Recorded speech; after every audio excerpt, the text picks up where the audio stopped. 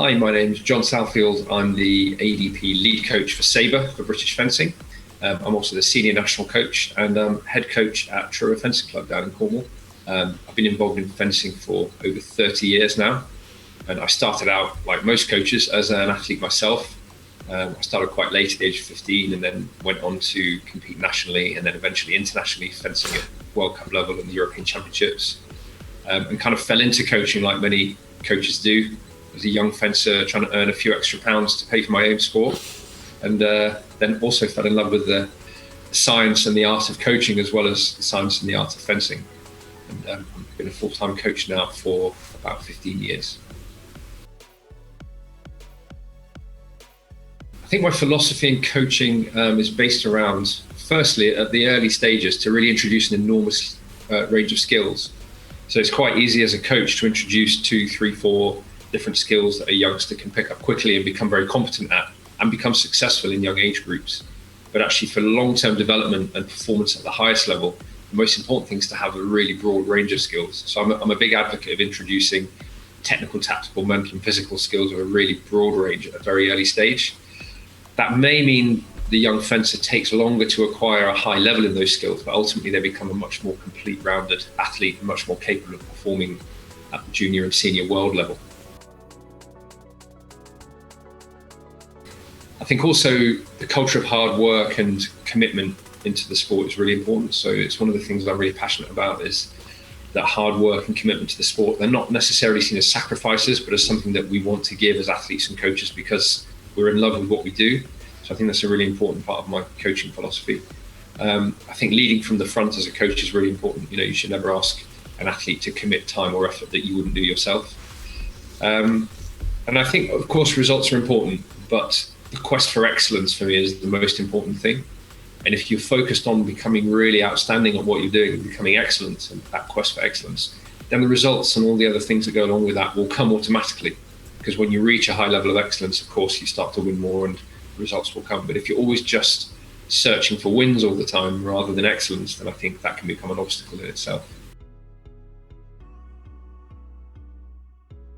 I think one of the things a lot of people don't know about me as a coach is that actually I spent 17 years of my life as a professional musician. I played the Spanish guitar, so flamenco and Latin guitar and kind of fusion music, if you like. And I started at the age of 11 and was absolutely immersed in Spanish and flamenco music for a long, long time as a young musician. And I did my first gig as a 17-year-old to earn 30 quid in order to try and buy myself a new Sabre. So that kind of, again, I kind of fell into being a professional musician. I thought this is a great way to earn money and ended up being a full-time musician for a long time. I think the philosophy around performance in music and the way that you have to prepare yourself technically and mentally is very, very similar to a high-performance sport, really, especially a very demanding technical sport. And of course, there are many differences. Music isn't competitive in the same way. It's not a win or lose situation when you're on stage. But also you are in the spotlight, you have to perform in the moment. You have to try and be disciplined and focused. You have to almost reach a higher plane of concentration mentally, which you do if you want to perform at the highest level in sport. What we call the zone in sport exists as well in music. So there are very many similarities, both in preparation and performance, I think, in music and sport. And also with fencing being an individual and team sport, I think, again, music, I performed as a soloist, I performed in duos, I performed in quartets, and they all have very slightly different feelings and different philosophies of preparation. So as a soloist, in a way, it's more lonely, but also the reward is all yours, and the same as a fencer. In a team match, it's a very different feeling. You have different pressures. You want to perform for your teammates as well as yourself. The rewards are shared as a team, and that has great positives to it as well. And the same philosophy applies in music when you perform in an orchestra or a group. It's a very different way of preparing, a different way of performing. TAP has been really deeply involved over the last couple of years in the athlete development program with British Fencing, and also has moved on to creating mentorship schemes for young athletes. So using the more experienced older fencers at senior level to kind of deliver those messages to younger athletes is quite powerful, I think. From my perspective, I think I'm relatively open-minded as a coach. I think not the youngest coach on the circuit. I'm also not the oldest coach on the circuit, but I think it's very easy as coaches for us to be embedded in our own worldview of how we've always coached or been coached ourselves. And I think we should, look a little bit wider sometimes. I think that's something that fencing in the past has not been too good at. The last 10 years or so, I've seen an enormous sea change in the philosophy of coaches. So from my perspective, the kind of approach that TAP and working quite closely with Sam Parfitt has kind of taught me a lot about the way that the mind can control the physical, in a sense. So, of course, we talk about things like focus and concentration almost as abstract things, but actually, in a sense, they are mechanisms we can use and mechanisms we can train. And I think my own personal perspective, I think I've become a little bit more open-minded to different approaches to mental skills through working closely with TAP.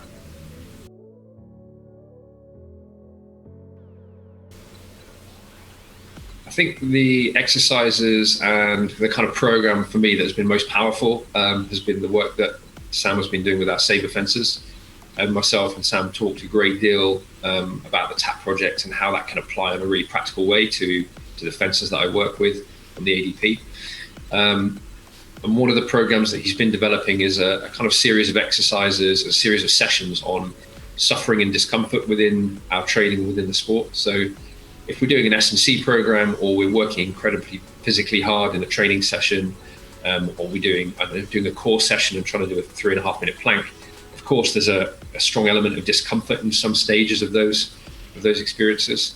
And at the hardest level, at senior and junior World Cup level, when you're training really, at a professional level, there can be what you might call physical suffering, without wanting to put too much of a stress on how terrible it all is. And a series of sessions that Sam has been developing and that we've kind of talked a lot about are about doing a kind of physical challenge. So we put the athletes into a physical challenge, which is something they're familiar with. They like to compete with one another.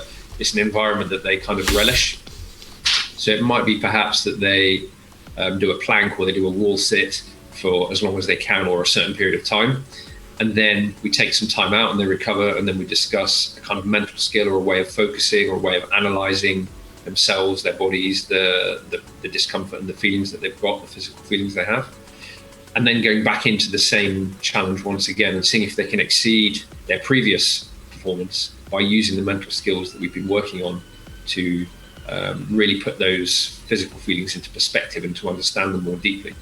And that's something I found really, really interesting and surprising at how quick, I wouldn't say easy, but how quick the results can be and how quick the improvements can be. And I've seen that on a personal level, doing my own kind of S&C work and those kind of things, where I've used those kind of techniques recently to improve and extend my performance.